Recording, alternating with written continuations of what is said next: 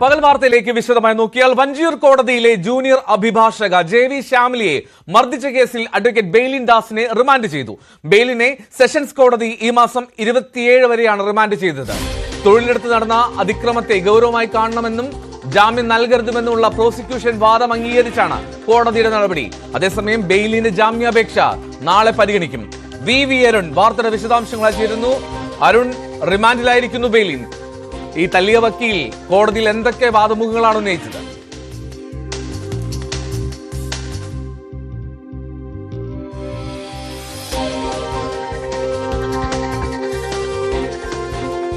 അരുൺ, എന്തൊക്കെ കാര്യങ്ങളാണ് ബെയിലിൻ കോടതിയെ പ്രധാനമായും ബോധിപ്പിക്കാൻ ശ്രമിച്ചത്?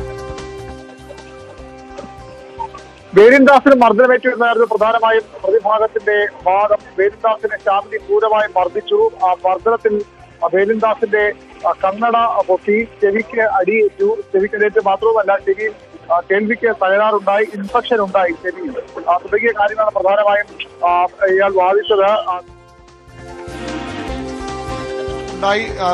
തന്റെ ശരീരത്തിൽ ഇങ്ങനെ അക്രമം ഉണ്ടായപ്പോൾ അതിനെ പ്രതിരോധിക്കാൻ വേണ്ടിയുള്ള മർദ്ദനമായിരുന്നു എന്നാണ് പ്രധാനമായും ഇയാൾ വാദിച്ചത്. അത് പക്ഷേ കോടതി ആ രീതിയിൽ പരിഗണനയ്ക്ക് എടുത്തില്ല എന്ന് വേണം മനസ്സിലാക്കാൻ. ഇയാളെ 30-ാം തീയതി വരെ റിമാൻഡ് ചെയ്യാൻ ജുഡീഷ്യൽ കസ്റ്റഡി വിടാൻ കോടതി നിർദ്ദേശിക്കുകയായിരുന്നു. അപ്പോൾ ജാമ്യാപേക്ഷയുമായി അഭിഭാഷകൻ എഴുന്നേറ്റു. ജാമ്യം നാളെ കേൾക്കാം, ജാമ്യാപേക്ഷ നാളെ പരിഗണിക്കാമെന്ന് പറഞ്ഞ ജാമ്യാപേക്ഷ മാറ്റുകയായിരുന്നു. ഏതായാലും അഭിഭാഷകയെ, സഹപ്രവർത്തകയെ അതിക്രൂരമായി മർദ്ദിച്ച അഭിഭാഷകൻ ബെയിലിൻ ദാസിനെ 14 ദിവസത്തേക്ക് കോടതി ജുഡീഷ്യൽ കസ്റ്റഡി വിട്ടിരിക്കുകയാണ്. 30-ാം തീയതി വരെയാണ് ഇയാളുടെ റിമാൻഡ് കാലാവധി ഉള്ളത്. പക്ഷേ നാളെ ഈ ജാമ്യാപേക്ഷ വീണ്ടും കോടതി പരിഗണിക്കും. ഒരുപക്ഷെ അപ്പോൾ ജാമ്യം ലഭിച്ചേക്കാം. വലിയ പോലീസിനെതിരെ പോലും ഒരു വിമർശന സംഭവമാണ്. കാരണം ജില്ലാ കോടതിയുടെ അധികാര പരിധിയുള്ള സ്ഥലമാണ്. ജില്ലാ കോടതിക്ക് മീറ്ററുകൾ മാത്രം അപ്പുറത്താണ് ഇയാളുടെ ഓഫീസ്. അവിടെയാണ് ഈ ഒരു അക്രമം നടന്നത്. പോലീസ് സ്റ്റേഷൻ വളരെ അടുത്താണ്. എന്നിട്ടും പ്രതിയെ 3 ദിവസത്തോളം പിടിക്കാൻ പോലീസിന് കഴിഞ്ഞില്ല. പ്രതിയെ സംരക്ഷിക്കാൻ അഭിഭാഷകരുടെ വലിയ ശ്രമങ്ങൾ ഉണ്ടായിരുന്നു. പ്രധാനപ്പെട്ട ഈ ബാർ അസോസിയേഷന്റെ ഭാരവാഹികൾ തന്നെ ഇയാളെ അറസ്റ്റ് ചെയ്തതിന് പോലീസ് തടയുകയും ഇയാളെ സംരക്ഷിക്കുകയുമായിരുന്നു. ഇപ്പോൾ ഇയാളെ ആരാണ് ഒളിവിൽ കഴിയാൻ സഹായിച്ചത്? ഇയാളെ ഇന്നലെ പോലീസ് പിടികൂടിയത് തുമ്പയ്ക്ക് സമീപം വെച്ചാണ്, സ്റ്റേഷൻ കടയിൽ വെച്ചാണ്. അവിടെ ആരാണ് ഇയാളെ ഒളിവിൽ പോകാൻ സഹായിച്ചത്, ഇയാൾക്കൊപ്പം ഉണ്ടായിരുന്നത് ആരൊക്കെയെന്ന കാര്യത്തിൽ പോലീസ് അന്വേഷണം നടത്തുന്നുണ്ട്. ഇന്നലെ പോലീസ് FIR ഉണ്ടായ വകുപ്പുകൾക്കപ്പുറത്തേക്ക് ഒരു വകുപ്പ് കൂടി, അതായത് ശ്യാമിലിയുടെ കവിളിൽ എല്ലിന് പൊട്ടലുണ്ട്, ആ വകുപ്പ് കൂടി ചേർത്താണ് ഇയാളുടെ റിമാൻഡ് റിപ്പോർട്ട് തയ്യാറാക്കിയത്. ഇതെല്ലാം പരിഗണിച്ചാണ് കോടതി ഇയാൾക്ക് ജാമ്യം നിഷേധിച്ചത്. വി അരുണാണ് വഞ്ചിയൂർ കോടതിയിൽ നിന്ന് വിവരങ്ങൾ നൽകിയത്. ബെയിലിൻ ദാസ് റിമാൻഡിലാണ്.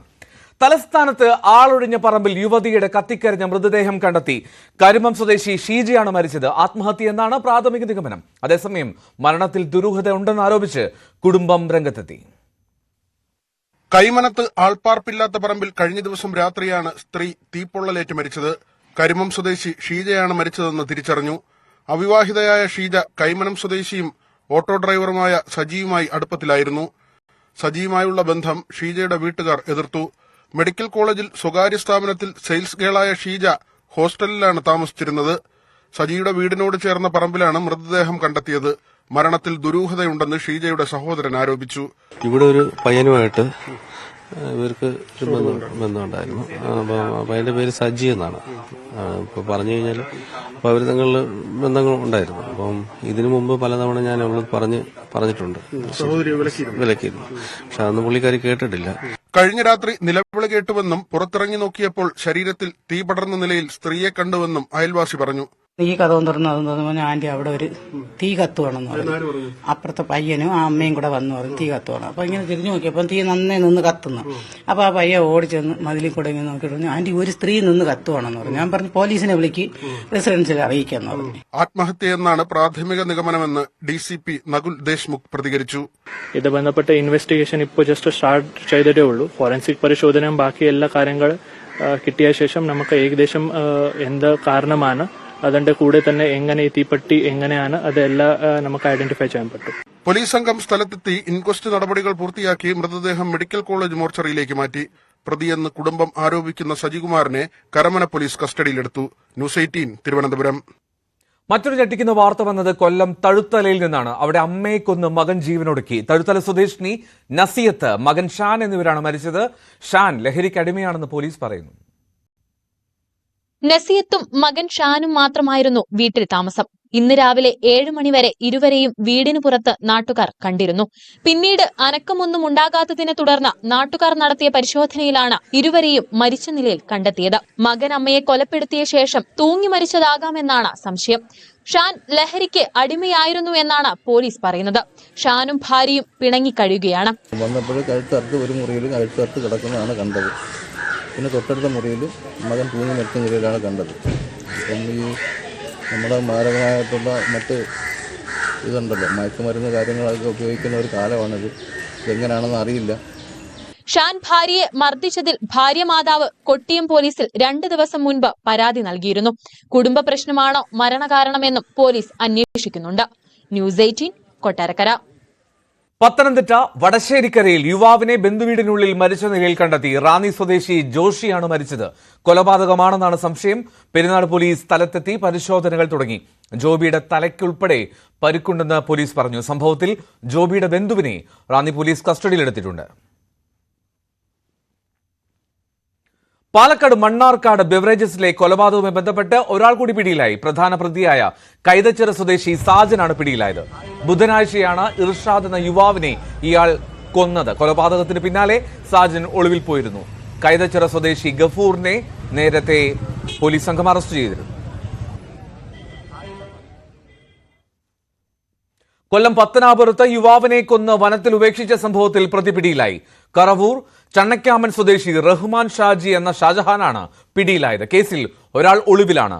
പിറവന്തൂർ സ്വദേശി രജിയാണ് കൊല്ലപ്പെട്ടത്. ഒന്നാം പ്രതി അനിൽകുമാർ ഒളിവിലാണ്. അനിൽകുമാറിന്റെ ഭാര്യയെ രജി അസഭ്യം പറഞ്ഞ് മർദ്ദിച്ചതിന്റെ വൈരാഗ്യമാണ് ഈ കൊലപാതകത്തിലേക്ക് നയിച്ചതെന്ന് പോലീസ് പറയുന്നു. നെടുമ്പാശ്ശേരിയിൽ കൊല്ലപ്പെട്ട ഐവിൻ ജിജോയുടെ പോസ്റ്റ്മോർട്ടം റിപ്പോർട്ട് പുറത്തുവന്നു. തലക്കേറ്റ പരുക്കാണ് ഐവിന്റെ മരണകാരണമെന്നാണ് പോസ്റ്റ്മോർട്ടത്തിൽ പ്രാഥമികമായി കണ്ടെത്തിയിട്ടുള്ളത്. തല മതിലിലോ മറ്റോ ഇടിച്ചുവെന്നാണ് സംശയം. ശരീരത്തിൽ മറ്റു പരുക്കുകൾ ഉണ്ടെന്നും പോസ്റ്റ്മോർട്ടം റിപ്പോർട്ടിൽ പറയുന്നുണ്ട്. സ്വകാര്യ എയർലൈൻ കാറ്ററിംഗ് സ്ഥാപനത്തിലെ ജീവനക്കാരനായ ഐവിൻ ജിജോ ജോലി കഴിഞ്ഞ് കാറിൽ മടങ്ങവേ CASF ഉദ്യോഗസ്ഥരായ മോഹൻകുമാർ, വിനയ്കുമാർ ദാസ് എന്നിവർ സഞ്ചരിച്ച കാറുമായി ഉരഞ്ഞു.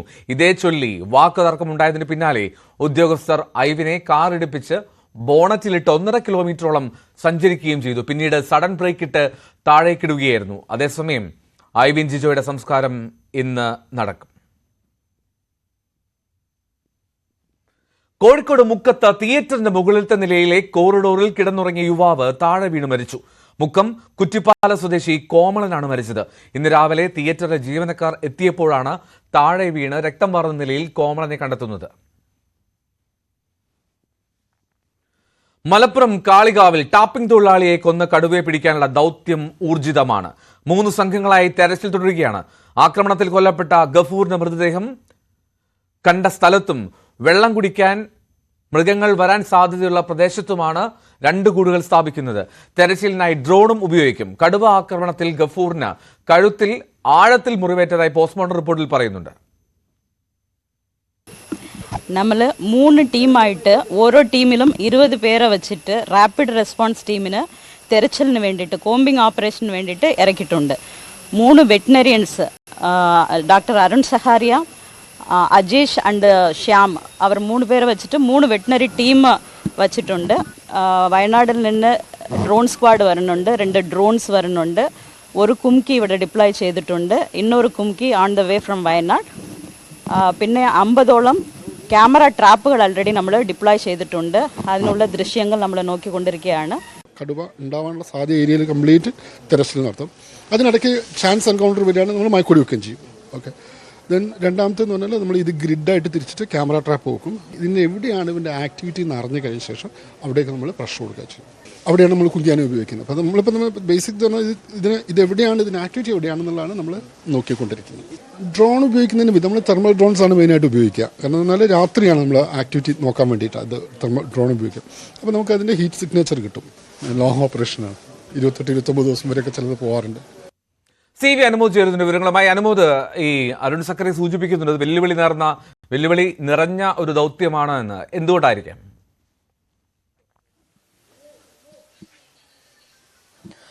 എൽദോ, ഒന്ന് ഈ ഒരു മേഖലയുടെ ഭൂപ്രകൃതി തന്നെ വ്യത്യസ്തമാണ്. ഇതൊരു മലയോര മേഖല, പ്രത്യേകിച്ച് പശ്ചിമഘട്ടത്തിൻ്റെ ഭാഗമായിട്ടുള്ള മലയോര മേഖല. അതിൽ തന്നെ കൂടുതൽ റബ്ബർ എസ്റ്റേറ്റ് പോലെയുള്ള കുറ്റിച്ചെടികൾ നിറഞ്ഞ ഈ മൃഗങ്ങൾക്ക് ഒളിച്ചിരിക്കാൻ ഒരുപാട് സാഹചര്യങ്ങളുള്ള മേഖല.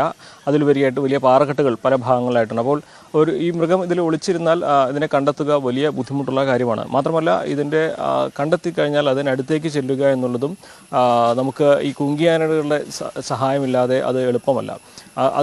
അതുകൊണ്ട് തന്നെയാണ് ഇത് മറ്റ് വയനാട്ടിലെ താരതമ്യേന നിരപ്പാർന്ന മേഖലകളിൽ നിന്ന് വ്യത്യസ്തമായിട്ട് അല്പം പ്രതിസന്ധി സൃഷ്ടിക്കുന്ന തരത്തിൽ ഈ ഒരു ദൗത്യത്തെ അരുൺ സക്കറി അടക്കമുള്ളവർ കാണുന്നത്. രണ്ടാമതായിട്ട് ഇതുവരെ ഈ കടുവയുടെ ദൃശ്യങ്ങൾ അല്ലെങ്കിൽ അതിൻ്റെ സാന്നിധ്യം എവിടെയും കണ്ടെത്താൻ കഴിഞ്ഞിട്ടില്ല. 20-ലേറെ ഇടങ്ങളിൽ ഇന്നലെ രാത്രി തന്നെ ക്യാമറകൾ ഒരുക്കിയിരുന്നു. ഇന്ന് പകലും കുറേ ഇടങ്ങളിൽ കൂടുതലായിട്ട് 50ഓളം ഇടങ്ങളിൽ ക്യാമറകൾ ഒരുക്കിയിട്ടുണ്ട്. പക്ഷേ അവിടെ നിന്നൊന്നും ഇതുവരേക്കും കടുവയുടെ ദൃശ്യങ്ങൾ പതിഞ്ഞിട്ടില്ല ഈ ക്യാമറകൾ വന്നു എന്നുള്ളതാണ് മറ്റൊരു പ്രധാന പ്രശ്നം. അതായത് കടുവയെ ഐഡൻറ്റിഫൈ ചെയ്യാൻ കഴിഞ്ഞിട്ടില്ല എന്നുള്ളതാണ് ഈ ഘട്ടത്തിൽ നേരിടുന്ന പ്രധാനപ്പെട്ട ഒരു വെല്ലുവിളിയായിട്ടുള്ളത്. കടുവയെ തിരിച്ചറിഞ്ഞ് അതിൻ്റെ സാന്നിധ്യം എവിടെയാണെന്ന് അറിഞ്ഞ് ആ മേഖല കേന്ദ്രീകരിച്ച് കൂടുതൽ കോമ്പിംഗ് നടത്തുക, അവിടെ തെരച്ചിൽ കൂടുതൽ ഊർജിതമാക്കുക എന്ന രീതിയാണ് ഈ ഒരു മിഷന് ഉള്ളത്. അതിന് പലതരത്തിലുള്ള മാർഗങ്ങളൊന്ന് ഇപ്പോൾ തന്നെ 60-ലധികം RRT അംഗങ്ങൾ, അത് വനംവകുപ്പിൻ്റെ വിവിധ മേഖലയിലുള്ള ഉദ്യോഗസ്ഥർ ഈ ഒരു തെരച്ചിലിൻ്റെ ഭാഗമായിട്ട് വനമേഖലയിലുണ്ട്. അതോടൊപ്പം തന്നെ 2 ഇടങ്ങളിലായി കൂട് ഇതുവരെ സ്ഥാപിച്ചു കഴിഞ്ഞിട്ടുണ്ട്. ഒന്ന് ഗഫൂറിൻ്റെ മൃതദേഹം കണ്ടെത്തിയ മേഖല, 2 കടുവ വരാൻ സാധ്യതയുള്ള വെള്ളം കൂടുതലായിട്ട് വന്യമൃഗങ്ങൾ കുടിക്കുന്ന മേഖല. അങ്ങനെ 2 ഇടങ്ങളിൽ ഇതിനോടകം കൂട് വെച്ച് കഴിഞ്ഞു.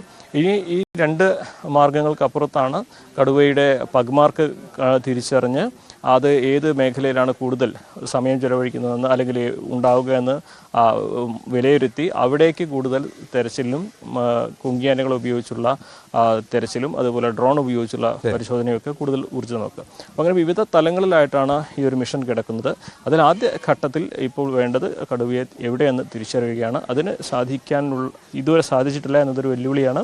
അതോടൊപ്പം ഈ ഒരു പ്രദേശത്തിൻ്റെ ഭൂഘടന അത് ഈ ഒരു ദൗത്യത്തിന് അല്പം ബുദ്ധിമുട്ടുണ്ടാക്കുന്നുണ്ട്. അതുകൊണ്ട് തന്നെ ഏറെ ദീർഘമേറിയ അല്ലെങ്കിൽ ഒരുപാട് സമയമെടുത്തേക്കാവുന്ന ഒരു മിഷൻ ആണിതെന്ന് അതുകൊണ്ടാണ് അരുൺ സക്കറിയ നേരത്തെ വ്യക്തമാക്കിയത്. എന്നാണെങ്കിലും ഇന്ന് രാവിലെ 7 മണിക്ക് മുമ്പ് തന്നെ മിഷനുമായി ബന്ധപ്പെട്ട ഉദ്യോഗസ്ഥർ വനമേഖലയിലേക്ക് എത്തിയിരുന്നു. ഇപ്പോൾ അല്പസമയത്തിന് ശേഷം 2ാമത്തെ കുങ്കിയാനയായ കോന്നി സുരേന്ദ്രൻ്റെ ഇവിടേക്ക് എത്തും എന്നാണ് അറിയുന്നത്. ഈ ഒരു തരത്തിൽ മിഷൻ അതിൻ്റെതായ രീതിയിൽ മുന്നോട്ട് പോകുന്നുണ്ട്. കടുവയെ കണ്ടെത്തുക ആണ് പ്രധാനപ്പെട്ട ഈ ഘട്ടത്തിലെ വെല്ലുവിളി. ഉറപ്പായും കാളികാവിൽ നരഭോജി കടുവയെ കണ്ടെത്താനുള്ള ദൗത്യം അത് പുരോഗമിക്കുകയാണ്. മറ്റൊരു കുങ്കിയാനെ കൂടി കോന്നി സുരേന്ദ്രൻ കൂടി അങ്ങോട്ടേക്ക് എത്തും. അനുമോദാണ് വിവരങ്ങൾ നൽകിയത്. മലപ്പുറം കാളികാവിലെ കടുവ ആക്രമണത്തിൽ വനം മന്ത്രിയെ രൂക്ഷമായി വിമർശിച്ച് മലപ്പുറം DCC അധ്യക്ഷൻ VS ജോയ്. വനം മന്ത്രി കടൽ കിഴവനാണെന്നും കൈയും കാലും കെട്ടി കടുവക്കൂട്ടിലിടണമെന്നും VS ജോയ് പരിഹസിച്ചു. വനത്തിന്റെ ആവാസ വ്യവസ്ഥ വനം വകുപ്പ് തകർത്തെന്നും ശമ്പളം നൽകുന്നത് വന്യമൃഗങ്ങൾ അടയ്ക്കുന്ന നികുതിയിൽ നിന്നല്ലെന്ന് വനം വകുപ്പ് ഉദ്യോഗസ്ഥർ ഓർക്കണമെന്നും VS ജോയ് കുറ്റപ്പെടുത്തി.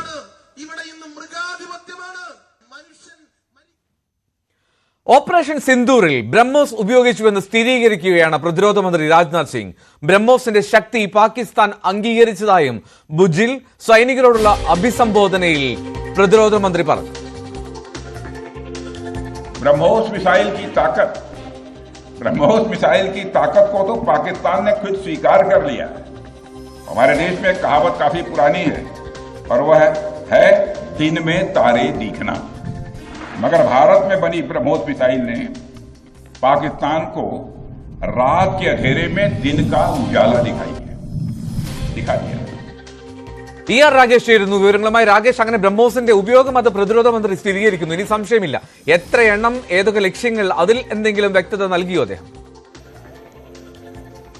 ആയൽദോ, ഓപ്പറേഷൻ സിന്ദൂറിൽ ബ്രഹ്മോസ് മിസൈൽ ഉപയോഗിച്ചെന്ന റിപ്പോർട്ടുകൾ നേരത്തെ തന്നെ ഉണ്ടായിരുന്നു. പ്രത്യേകിച്ച് നൂർഖാൻ എയർബേസ്, അത് പാകിസ്ഥാന്റെ സൈനിക താവളമായ റാവൽപിണ്ടിയോട് ചേർന്ന് കിടക്കുന്ന വ്യോമസേന താവളമാണ്. അവിടെ വലിയ രീതിയിലുള്ള നാശനഷ്ടം ഉണ്ടായിരുന്നു. അപ്പോൾ അത് ബ്രഹ്മോസ് ഉപയോഗിച്ചാണെന്ന റിപ്പോർട്ടുകളൊക്കെ തന്നെ നേരത്തെ ഉണ്ടായിരുന്നെങ്കിൽ പോലും ഇക്കാര്യത്തിൽ ഒരു സ്ഥിരീകരണം ഉണ്ടായിരുന്നില്ല. ഏതായാലും പ്രതിരോധ മന്ത്രി തന്നെ ഇപ്പോൾ ഈ ഘട്ടത്തിൽ സ്ഥിരീകരണവുമായി രംഗത്ത് വന്നിരിക്കുകയാണ്. ഇന്ന് ഭുജിലാണ് രാജ്നാഥ് സിംഗ് ഉള്ളത്. അവിടെ സൈനികരെ അഭിസംബോധന ചെയ്യുമ്പോഴാണ് ഇക്കാര്യം രാജ്നാഥ് സിംഗ് സൂചിപ്പിച്ചത്. അതായത് ബ്രഹ്മോസ് മിസൈലിന്റെ ശക്തി പാകിസ്ഥാൻ തിരിച്ചറിഞ്ഞു എന്ന പദമാണ് രാജ്നാഥ് സിംഗ് ഉപയോഗിച്ചത്. മാത്രവുമല്ല, ബ്രഹ്മോസ് മിസൈൽ ഉപയോഗിച്ചുള്ള ആക്രമണത്തിൽ രാത്രി പോലും സൂര്യൻ ഉദിച്ചു എന്ന പ്രതികരണം പോലും രാജ്നാഥ് സിംഗിന്റെ ഭാഗത്തുണ്ടായിട്ടുണ്ട്. മാത്രവുമല്ല, രാജ്നാഥ് സിംഗ് സൂചിപ്പിച്ച പ്രധാനപ്പെട്ട കാര്യം ഇപ്പോൾ കണ്ടതെല്ലാം ട്രെയിലർ മാത്രമാണ് എന്ന വാക്കാണ് അദ്ദേഹം സൂചിപ്പിച്ചിരിക്കുന്നത്. അതായത് കൃത്യമായ സമയം വരുമ്പോൾ മുഴുവൻ ചിത്രവും ലോകത്തിന് മുന്നിൽ കാണിച്ചു കൊടുക്കുമെന്ന പരാമർശം പോലും രാജ്നാഥ് സിംഗിന്റെ ഭാഗത്തുനിന്നുണ്ടായിട്ടുണ്ട്. ഓപ്പറേഷൻ സിന്ദൂർ അവസാനിച്ചിട്ടില്ല. മാത്രവുമല്ല, പാകിസ്ഥാന്റെ ഭാഗത്തുനിന്ന് പ്രകോപനം തുടരുകയാണെങ്കിൽ ശക്തമായ തിരിച്ചടി ഇന്ത്യയുടെ ഭാഗത്തുനിന്നുണ്ടാകും എന്നും രാജ്നാഥ് സിംഗ് വിശദീകരിച്ചിട്ടുണ്ട്. ഏതായാലും രാജ്നാഥ് സിംഗിന്റെ സന്ദർശനം തുടരുകയാണ്. കാരണം ഇന്നലെ ശ്രീനഗറിലായിരുന്നു രാജ്നാഥ് സിംഗ് സന്ദർശനം നടത്തിയത്. തുടർന്ന് ഇന്ന് ഭുജിലും സന്ദർശനം നടത്തുകയാണ്. പ്രധാനമന്ത്രിയുടെ നിർദ്ദേശപ്രകാരമാണ് അതിർത്തി പ്രദേശങ്ങൾ, പ്രത്യേകിച്ച് ഇന്ത്യയുടെ ഫ്രണ്ട് ലൈൻ താവളങ്ങൾ സന്ദർശിക്കുന്ന നടപടിയിലേക്ക് ഇപ്പോൾ ഏതായാലും പ്രതിരോധ മന്ത്രി കടന്നിട്ടുള്ളത്. ബ്രഹ്മോസ് മിസൈലിന്റെ ഉപയോഗം അത് സ്ഥിരീകരിക്കുകയാണ് പ്രതിരോധ മന്ത്രി. വിവരങ്ങളാണ് ER രാഗേഷ് പങ്കുവച്ചത്. ഓപ്പറേഷൻ സിന്ദൂറിൽ സൈന്യത്തിന്റെ കരുത്തറിഞ്ഞതിന് പിന്നാലെ ഇന്ത്യയുമായി സമാധാന ചർച്ചയ്ക്ക് തയ്യാറാവുകയാണ് പാകിസ്ഥാൻ. പാക് പ്രധാനമന്ത്രി ഷഹബാസ് ഷെരീഫ് തന്നെ അതിലൊരു വ്യക്തത വരുത്തി. എന്നാൽ ഭീകരവാദത്തെക്കുറിച്ച് മാത്രമേ പാകിസ്ഥാനുമായി ചർച്ചയുള്ളൂ എന്നുള്ള നിലപാടിൽ ഇന്ത്യ ഉറച്ചു നിൽക്കുന്നു. വെടിനിർത്തൽ കരാർ വന്നതിന് ശേഷവും സിന്ധു നദീജല കരാറിലടക്കം ശക്തമായ നിലപാടുമായി ഇന്ത്യ മുന്നോട്ടു പോകുന്നതിനിടെയാണ് പാക് പ്രധാനമന്ത്രിയുടെ പ്രതികരണം. പാക് പഞ്ചാബിലെ കമ്ര വ്യോമസേനാ താവളത്തിലെ സന്ദർശനത്തിനിടെയാണ് ഇന്ത്യയുമായി ചർച്ചയ്ക്ക് പാക് പ്രധാനമന്ത്രി ഷഹബാസ് ഷെരീഫ് സന്നദ്ധത അറിയിച്ചത്. സമാധാനത്തിനുള്ള വ്യവസ്ഥകളിൽ കാശ്മീർ ഉൾപ്പെടുമെന്നും പാക് പ്രധാനമന്ത്രി പറഞ്ഞു. ഇക്കാര്യത്തിൽ ഇന്ത്യയുടെ നിലപാട് പ്രധാനമന്ത്രി നരേന്ദ്രമോദി നേരത്തെ വ്യക്തമാക്കിയതാണ്. പാക് അധിനിവേശ കശ്മീർ, ഭീകരവാദം എന്നിവയിൽ മാത്രമായിരിക്കും ചർച്ചയെന്ന് മോദി പറഞ്ഞിരുന്നു. ഭീകരവാദത്തെക്കുറിച്ച് മാത്രമേ ചർച്ചയുള്ളൂവെന്ന് വിദേശകാര്യമന്ത്രി S ജയശങ്കറും അറിയിച്ചിട്ടുണ്ട്. ഭീകരവാദത്തിനെതിരെ പാകിസ്ഥാൻ നിലപാടെടുക്കാതെ സിന്ധു നദീജല കരാറിൽ പുനരാലോചനയ്ക്ക് ഇല്ല എന്നാണ് ഇന്ത്യയുടെ നിലപാട്. The Indus Waters Treaty is held in abeyance and will be continued to be held in abeyance until cross-border terrorism by Pakistan is credibly and irrevocably stopped. നിലവിൽ DGMO തരത്തിലുള്ള ചർച്ച മാത്രമാണ് ഇന്ത്യയും പാകിസ്ഥാനും തമ്മിൽ നടന്നിട്ടുള്ളത്. മെയ് 10 വെടിനിർത്തൽ ധാരണയിലെത്തിയതിനു ശേഷം മെയ് 12 മെയ് 14 DGMOമാർ ചർച്ച നടത്തിയിരുന്നു. അതിർത്തിയിൽ ആത്മവിശ്വാസം ഉയർത്താനുള്ള നടപടികൾ തുടരാനാണ് ചർച്ചകളിൽ ധാരണയായത്. ഞായറാഴ്ച വീണ്ടും ചർച്ച നടത്തുമെന്ന് പാകിസ്ഥാൻ അറിയിച്ചിട്ടുണ്ടെങ്കിലും ഇക്കാര്യം ഇന്ത്യ സ്ഥിരീകരിച്ചിട്ടില്ല. അതിനിടെ ശ്രീനഗറിൽ സൈനികരുമായി കൂടിക്കാഴ്ച നടത്തിയ ശേഷം പ്രതിരോധ മന്ത്രി രാജ്നാഥ് സിംഗ് ഗുജറാത്തിലെ ഭുജ് വ്യോമസേനാ താവളത്തിലെത്തി. അതിർത്തി മേഖലകൾ സന്ദർശിക്കണമെന്ന പ്രധാനമന്ത്രിയുടെ നിർദ്ദേശപ്രകാരമാണ് പ്രതിരോധ മന്ത്രി വ്യോമസേനാ താവളത്തിലെത്തിയത്. അതേസമയം ഇന്ത്യയുടെ സമുദ്രാതിർത്തിക്ക് സമീപം ചൈനീസ് ചാരക്കപ്പലിന്റെ സാന്നിധ്യം അതീവ ഗൗരവത്തോടെയാണ് കേന്ദ്ര സർക്കാർ കാണുന്നത്. ശ്രീലങ്കയുടെ തെക്ക് ഭാഗത്തായി നിലയുറപ്പിച്ച കപ്പൽ ഇന്ത്യ നിരീക്ഷിച്ചു വരികയാണ്. National desk, news 18. പാകിസ്ഥാനെതിരായ സംഘർഷത്തിൽ ലോകരാജ്യങ്ങളുടെ പിന്തുണ ഉറപ്പാക്കാൻ ഇന്ത്യയുടെ നിർണായക നീക്കം. MP-മാരും സർക്കാർ പ്രതിനിധികളും ഉൾപ്പെട്ട 8 സംഘങ്ങൾ വിവിധ രാജ്യങ്ങളിൽ സന്ദർശനം നടത്തും. 6 MP-മാരും ഒരു സർക്കാർ പ്രതിനിധിയും ഉൾപ്പെടുന്ന 8 സംഘങ്ങളാണ് സന്ദർശനം നടത്തുക. കോൺഗ്രസ് നേതാവ് ശശി തരൂരാണ് ഒരു സംഘത്തെ നയിക്കുന്നത്. ഭരണ പ്രതിപക്ഷത്തു നിന്നുള്ള MP-മാരാണ് സംഘത്തിൽ. UK, US, UAE, ഖത്തർ, ദക്ഷിണാഫ്രിക്ക എന്നീ രാജ്യങ്ങളിൽ ഈ മാസം 22 മുതൽ സന്ദർശനം ആരംഭിക്കും. കേണൽ സോഫിയ ഖുറേഷിക്കെതിരായ വിദ്വേഷ പരാമർശത്തിൽ മധ്യപ്രദേശ് BJP മന്ത്രി വിജയ് ഷായുടെ രാജി BJP ആവശ്യപ്പെടില്ല. കോടതി തീരുമാനം അനുസരിക്കുമെന്ന നിലപാടിലാണ് മുഖ്യമന്ത്രി മോഹൻ യാദവ് അടക്കമുള്ള നേതാക്കൾ. അതേസമയം വിംഗ് കമാൻഡർ വ്യോമിക സിംഗിനെ വിജയ് ഷാ വിമർശിക്കാതിരുന്നത് ജാതി സംബന്ധിച്ച തെറ്റിദ്ധാരണ കാരണം ആണെന്ന സമാജ്വാദി പാർട്ടി നേതാവ് രാം ഗോപാലിന്റെ പരാമർശത്തിൽ വിമർശനം ശക്തമാവുകയാണ്. ഭീകരവാദികളുടെ സഹോദരി എന്ന പരാമർശം നടത്തിയ മന്ത്രി വിജയ് ഷായ്ക്ക് ഒപ്പം ഉറച്ചു നിൽക്കുകയാണ് മധ്യപ്രദേശ് സർക്കാരും BJPയും. കോടതി വിമർശനത്തോടെ വിജയ് ഷായെ മന്ത്രിസ്ഥാനത്ത് നിന്ന് നീക്കിയേക്കുമെന്ന സൂചന ഉണ്ടായിരുന്നുവെങ്കിലും വ്യാഴാഴ്ച രാത്രി ഭോപ്പാലിൽ ചേർന്ന യോഗത്തോടെ നടപടി ഉണ്ടാകില്ലെന്ന് ഉറപ്പായി. കോടതി നിർദ്ദേശം പാലിക്കാനാണ് മുഖ്യമന്ത്രി മോഹൻ യാദവ്, BJP സംസ്ഥാന അധ്യക്ഷൻ VD ശർമ്മ, സംഘടനാ സെക്രട്ടറി ഹിതാനന്ദ് ശർമ്മ എന്നിവരുടെ സാന്നിധ്യത്തിൽ ചേർന്ന യോഗത്തിലെ ധാരണ. ഹൈക്കോടതി വിജയ് ഷായുടെ രാജി ആവശ്യപ്പെട്ടിട്ടില്ലെന്നും അതിനാൽ രാജിയുടെ ആവശ്യമില്ലെന്നും നേതാക്കൾ പറയുന്നു. खास करके मैं इस मामले में इतना ही कहना चाहूंगा कि न्यायपालिका ने जो आदेश दिया है, हमारी सरकार ने उसका यथायोग्य तरीके से पालन किया है और न्यायालय जो कहेगा हम उस हिसाब से चलते जाएंगे। इस्तीफे की मांग कर रही है कांग्रेस। कांग्रेस तो करती रहेगी, कांग्रेस सिद्धारमैया से मांग ले, उनके मुख्यमंत्री रहते हुए कांग्रेस के सारे मंत्रियों पे मुकदमे चल रहे हैं। कांग्रेस केवल बात ही कर सकती है। कांग्रेस के आचरण में केजरीवाल का साथ चुनाव में लड़कर कदम से कदम मिला के दिया, वो तो मुख्यमंत्री होते जेल में गए थे। कांग्रेस कहाँ गई थी उस समय? कांग्रेस जिस मुंह से बोल रही, कांग्रेस को तो अधिकार ही नहीं बोलने का। कांग्रेस ने जितनी बेशर्मी की हदें पार की है आज तक किसी ने नहीं की। പരാമർശത്തിന്റെ പേരിൽ മാറ്റി നിർത്തിയാൽ മന്ത്രിയുടെ രാജി ആവശ്യപ്പെട്ട കോൺഗ്രസിന്റെ വിജയമായി കണക്കാക്കപ്പെടുമെന്നും നേതൃത്വം വിലയിരുത്തുന്നു. ഗോത്ര വിഭാഗത്തിൽ നിന്നുള്ള മുതിർന്ന നേതാവായ ഷായെ മാറ്റുന്നത് ദീർഘകാലാടിസ്ഥാനത്തിൽ പാർട്ടിക്ക് ഗുണം ചെയ്യില്ലെന്ന അഭിപ്രായവും നേതാക്കൾക്കുണ്ട്. അതിനിടെ വിംഗ് കമാൻഡർ വ്യോമിക സിംഗിനെ വിമർശിക്കാത്തത് ജാതി സംബന്ധിച്ച തെറ്റിദ്ധാരണ കാരണമാണെന്ന സമാജ്വാദി പാർട്ടി നേതാവ് രാം ഗോപാൽ യാദവിന്റെ പരാമർശത്തിൽ വിമർശനം കടുക്കുകയാണ്. മൊറാദാബാദിൽ ഒരു പരിപാടിയിൽ പങ്കെടുക്കുമ്പോഴായിരുന്നു രാം ഗോപാൽ യാദവിന്റെ പ്രതികരണം. മുസ്ലിം ആയതിനാലാണ് കേണൽ സോഫിയ ഖുറേഷിയെ വിമർശിച്ചത്. വ്യോമിക സിംഗും എയർ മാർഷൽ AK ഭാരതിയും പിന്നാക്ക വിഭാഗത്തിൽ നിന്നുള്ളവരാണ്, രജ്പുത് വിഭാഗത്തിൽ നിന്നുള്ളവരാണെന്ന് വിചാരിച്ചാണ് വിജയ് ഷാ വിമർശനം ഉന്നയിക്കാതിരുന്നതെന്നും രാം ഗോപാൽ യാദവ് പറഞ്ഞു. രാം ഗോപാൽ യാദവിനെതിരെ കടുത്ത വിമർശനവുമായി മുഖ്യമന്ത്രി യോഗി ആദിത്യനാഥ് അടക്കമുള്ള നേതാക്കൾ രംഗത്ത് വന്നു. പരാമർശം തെറ്റായി വ്യാഖ്യാനിച്ചുവെന്ന വിശദീകരണവുമായി രാം ഗോപാൽ യാദവും രംഗത്ത് വന്നു. National desk news 18. തുർക്കിക്കെതിരെ കൂടുതൽ കടുത്ത നിലപാടുമായി കേന്ദ്രം. വിവിധ മേഖലകളിൽ തുർക്കിയുമായുണ്ടായിരുന്ന സഹകരണം പൂർണ്ണമായി അവസാനിപ്പിക്കാനാണ് കേന്ദ്രത്തിന്റെ നീക്കം. ഇന്ന് നടക്കേണ്ടിയിരുന്ന തുർക്കി നയതന്ത്ര പ്രതിനിധിയെ അംഗീകരിക്കേണ്ട ചടങ്ങ് മാറ്റിവെച്ചുവെന്ന് വിദേശകാര്യ മന്ത്രാലയം അറിയിച്ചു. ടർക്കിഷ് എയർപോർട്ട് സർവീസ് കമ്പനിക്ക് പ്രവർത്തന വിലക്ക് ഏർപ്പെടുത്തിയതിനു പുറമെ വിവിധ മേഖലയിൽ തുർക്കിയുമായുള്ള സഹകരണത്തിന് അപ്രഖ്യാപിത വിലക്ക് നിലവിൽ വന്നു കഴിഞ്ഞു.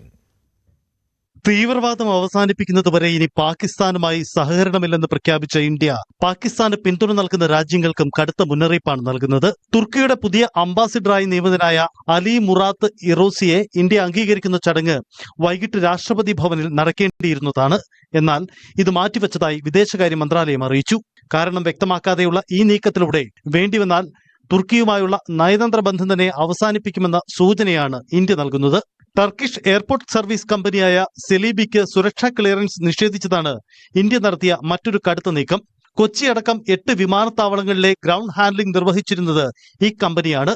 രാജ്യത്തെ 7800 ജീവനക്കാരുള്ള ഈ കമ്പനിക്ക് പ്രവർത്തനാനുമതി നിഷേധിച്ചത് വിമാനത്താവളങ്ങളുടെ പ്രവർത്തനത്തെ ബാധിക്കുമോ എന്ന ആശങ്കയുമുണ്ട്.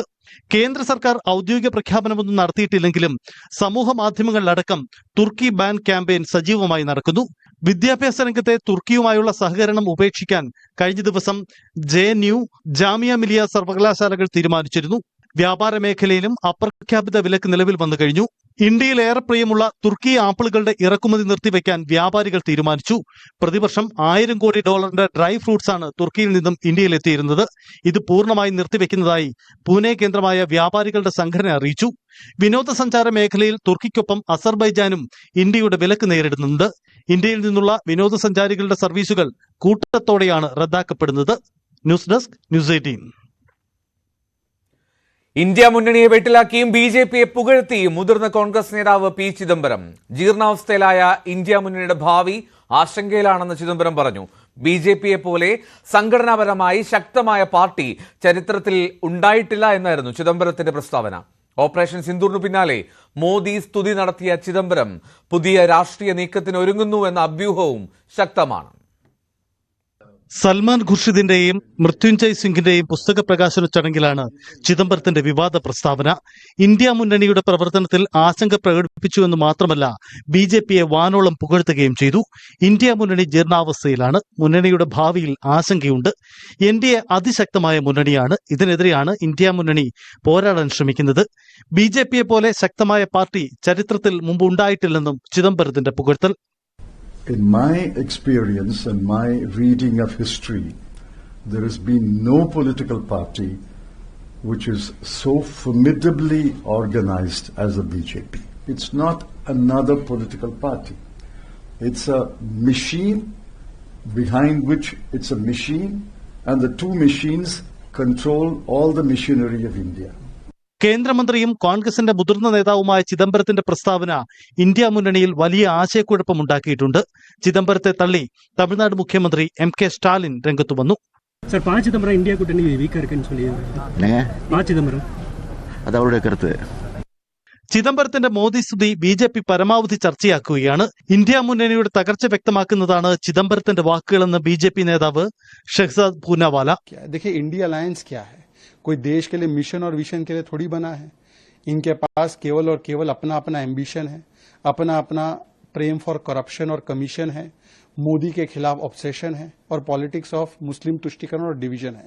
ഓപ്പറേഷൻ സിന്ദൂറിന് പിന്നാലെ കേന്ദ്ര സർക്കാരിനെ പുകഴ്ത്തി P ചിദംബരം രംഗത്തെത്തിയിരുന്നു. കോൺഗ്രസ് കേന്ദ്രങ്ങളിൽ നിന്നും കേന്ദ്ര സർക്കാരിനെതിരെ വിമർശനം ഉയരുന്നതിനിടെ ചിദംബരം നടത്തിയ പുകഴ്ത്തൽ നേരത്തെ തന്നെ ചർച്ചയായിരുന്നു. ചിദംബരത്തിന്റെ പ്രസ്താവനയോട് പ്രധാന കോൺഗ്രസ് നേതാക്കൾ ആരും ഇതുവരെ പ്രതികരിച്ചിട്ടില്ല. കൂടുമാറ്റത്തിന്റെ സൂചനയാണ് ചിദംബരത്തിന്റെ BJP സ്തുതി എന്ന അഭ്യൂഹം ശക്തമാണ്. News desk, news 18. ആലപ്പുഴയിൽ കോളറ ബാധിതനായി ചികിത്സയിലിരുന്ന രോഗി മരിച്ചു. തലവടി സ്വദേശി PG രഘുവാണ് മരിച്ചത്. അദ്ദേഹത്തിന് കിഡ്നി സംബന്ധമായിട്ടുള്ള മറ്റ് രോഗങ്ങളും ഉണ്ടായിരുന്നുവെന്ന് ആരോഗ്യവകുപ്പ് വ്യക്തമാക്കി. രഘുവിന്റെ സംസ്കാരം ഇന്ന് വൈകിട്ട് വീട്ടുവളപ്പിൽ നടക്കും. ഇന്ന് പുലർച്ചെ 1:30 തിരുവല്ലയിലെ ബിലിവേഴ്സ് ആശുപത്രിയിൽ ചികിത്സയിലിരിക്കെയാണ് മരണം. ഗുരുതരാവസ്ഥയിലായിരുന്ന രഘു വെന്റിലേറ്ററിന്റെ സഹായത്തിലാണ് ജീവൻ നിലനിർത്തിയത്. വൃക്കരോഗമടക്കം രഘുവിന് മറ്റ് ആരോഗ്യ പ്രശ്നങ്ങൾ ഉണ്ടായിരുന്നതായി ആരോഗ്യവകുപ്പ് വ്യക്തമാക്കുന്നുണ്ട്. 3 ദിവസങ്ങൾക്ക് മുൻപാണ് രോഗം സ്ഥിരീകരിച്ചത്. രഘുവിന്റെ വീടിന്റെ പരിസരത്തെ കിണറുകളിൽ നിന്നും ആരോഗ്യവകുപ്പ് കുടിവെള്ള സാമ്പിളുകൾ പരിശോധനയ്ക്ക് അയച്ചുവെങ്കിലും രോഗത്തിന്റെ ഉറവിടം കണ്ടെത്താനായിട്ടില്ല.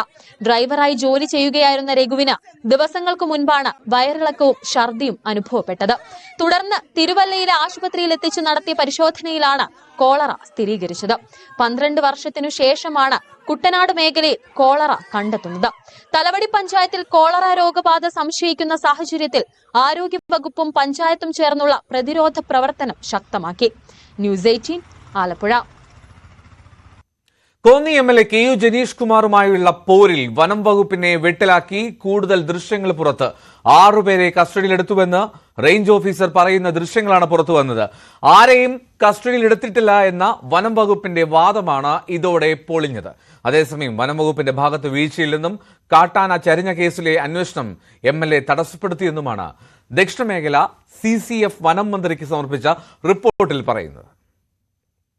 കുളത്തുമണ്ണിൽ കാട്ടാന ചരിഞ്ഞ സംഭവവുമായി ബന്ധപ്പെട്ട് ആരെയും കസ്റ്റഡിയിലെടുത്തില്ലെന്നായിരുന്നു വനംവകുപ്പിന്റെ ആദ്യത്തെ ന്യായീകരണം.